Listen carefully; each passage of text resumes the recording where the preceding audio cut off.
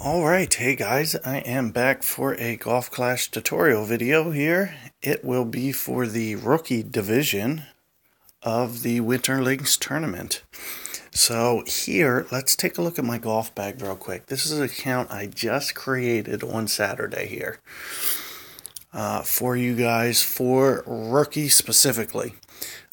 There's been some discussion about, maybe not having the best bag for rookie and needing a little bit better guide that might be suited for clubs people might actually have.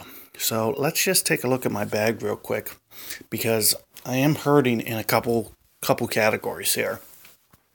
Now there's a couple things that I want to point out, and notice I did so first off, I'm running through Tour 7 right now. Let me open this real quick. Open another chest, or start another chest. I might not open that because I really don't need Tour 3 chests, and I don't have a lot of gems. So I might not worry about getting but let's take a look at kind of where I stand right now. You see I'm at 1526. That is, I'm almost done Tour 7 right now. And I did about 50 games yesterday, about 50 on Saturday. And this is kind of where we stand right now. And Tour 7 is the first tour that I started. It can be a frustrating tour. I'm going to start, if you guys haven't made it to Tour 7, or if you are about to get there, be on the lookout. I'm about to start posting some more updated shootout holes for Tour 7, and they're going to be more geared towards, this bag that you're looking at. This has been my Tour 7 bag. Now I got Junglist in there. I really don't want Junglist. I want you guys to know that, so don't think that I'm basically using it out of necessity. If you want to look at my bag down here, I just unlocked Razor just like 2 chests ago. And when you compare one Razor versus Junglist, I get about 10 extra yards plus a little bit of topspin. So I'm basically using that as my lifeline right now until I get one distance upgrade and one topspin, and then I'll make the switch over. But as you can see, the rough iron, I just got that. I've been just slumming it hardcore. It cost me like 3 matches in Tour 6. It cost me 1 match in Tour 7 to where I didn't get to a shootout. And aside from that, Tour 7 is finally where it starts to get kind of annoying in terms of shootouts. I haven't been outside 3 yards yet. I've lost 3. I've lost 3 shootouts, and I didn't make it to 1 shootout. So I've lost 4 games in 7. And I'm almost 60% done. Or no, I think I'm over 60%. Or I'm right around 60% done the tour. So I'm right to the point where, let's take a look. Oh, not that one.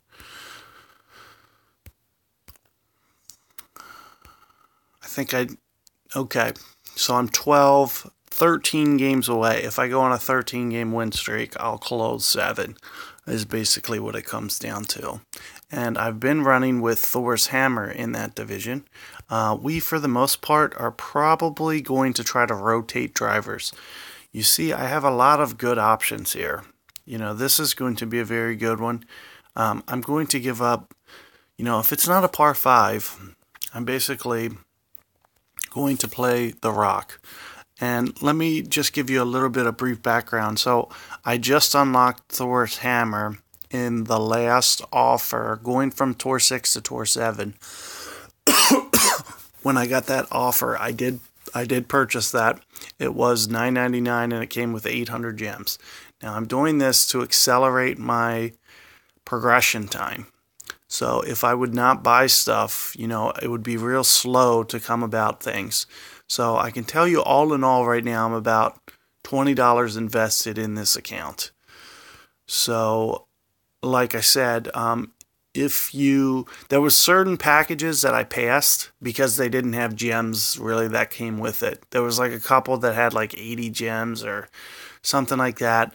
I passed on because it was like, well, I'm only buying this for one extra chest.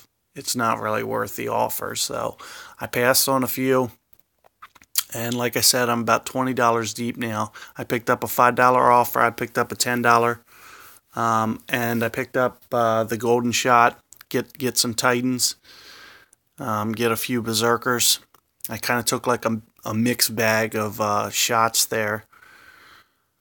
And aside from that, I mean, you're looking at, and like I said, the biggest reason, so let's take a look. So I've won 119 games, which means I've opened 119 chests. I've opened every chest right now to date.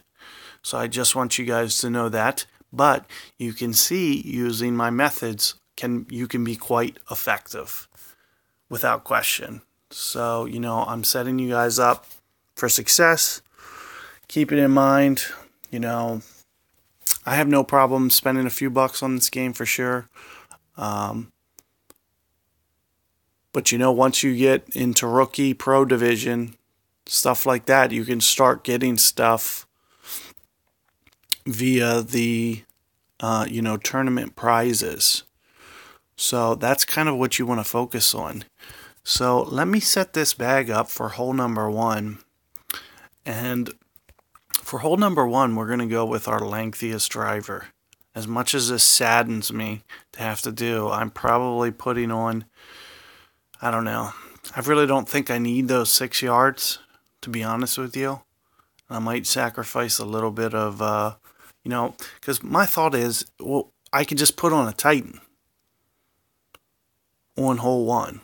So why not go with the accurate club as opposed to putting on something that has 0? Now, granted, I'm going to be hooking it either way.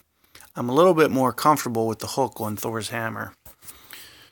So I do want to go over that for you guys. And notice you need to think about the sand wedge and rough iron just in case. Now, for this very first hole, it's going to be a very short hole. So I'm not too worried about it.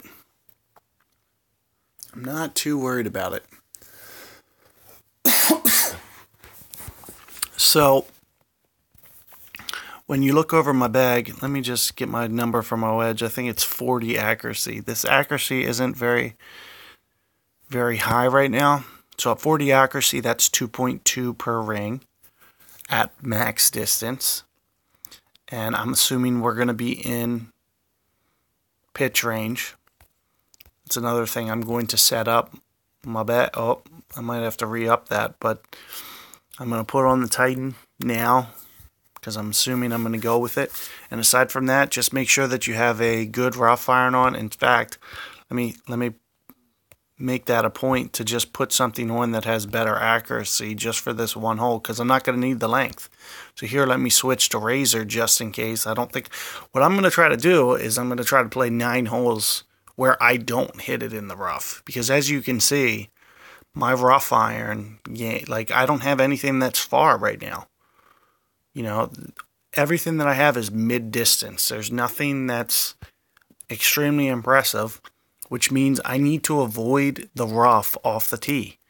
So when looking at my drivers, for example, that's the reason that you're going to see me not going with extra mile.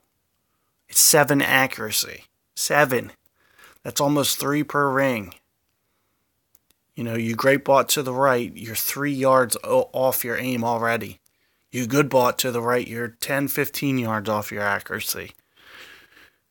So you got to keep that in mind because the most important thing is getting to the shootouts and in the tournament or either making your eagles, making your birdies. So let's go ahead and jump into this thing. Now, I do want to mention one thing here before I get 1,000 questions about this. So notice there I am below myself as well. So how did I do that? So one of that account is in Master 3. This account is in Rookie 1. So let me go to this account real quick. And Rookie 1. And Master 3, same division. I did that by having 2 separate phones and going in and pressing, the very first time going into the tournament, I pressed at the same time on 2 different devices.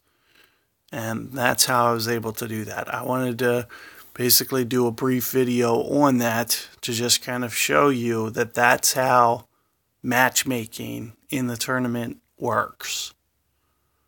So keep that in mind when going about things. And let's take a look at my overall strategy here. Let's look kind of at things. I might throw, for example, Big Dog on, because look at the power plus topspin, for some of the par 5s. You got to make sure more than anything that you get to the green in 2. So if I think it's going to be questionable, then I'm going to put this club on to make sure that I get there. You see my sniper's still a little underdeveloped. It's given up 7 yards. So that's one of the reasons. I haven't even put sniper on yet. I feel I'm kind of one level out. Maybe sniper 6 or sniper 7 is the time that I make. Because I know I've mentioned in the shootouts that, sniper's the way to go. But your sniper has to be developed enough in Tour 7 for you to even do it. That's the problem. Right now, Guardian is the best option. I've had a good deal of success in the shootouts with Guardian. Like I said, I haven't missed by more than, I think, 2.5 something or 2.7. And I lost 3 shootouts so far in 7. 2/3 of the way done. I've lost 3 shootouts. One was 1.1 to 1.4. Another was 1.5 to 1.7. And then the other one was 2.5 or so that I had. And the other guy had 2.0 or something, 2.1. So you're able to get this Guardian in here tight on a lot of these shootouts, to pick up some easy wins. It's a great, when your bag is underdeveloped, this is the club that you want to be having in your bag right now for Tour 7. Just as, something that you want to do to give yourself the best chance to win the shootouts. It has that little bit of extra power, so I don't have to waste all these fancy balls. Plus, it has that high backspin where I can just hit a high backspin shot. Because some of these greens, have kind of false fronts. So you're going to see me kind of, use that to my advantage on the 3 playoff holes that are in this tournament. You're going to see specifically one where I carry it on to the green and then just kind of backspin it towards the hole. The other 2 can be a little bit either or, but since when you look at Guardian Sniper, it's 7 yards difference, you take the one with the longer yards to make sure you can get there. So keep that in mind, and I'm going to just stop this video because I don't want a 10-minute intro attached to the very first hole that I post here. So we're just going to call this a basic strategy for Tour 7, or, the tournament, since it is Tour 7. Tour 2 and Tour 7 this time around. So we'll just kind of title this that, and I'll be starting up another one here in 2 minutes for you guys, and we'll play some holes. So thanks for tuning in, and be sure to check out my actual shootout guide for the Winterlings.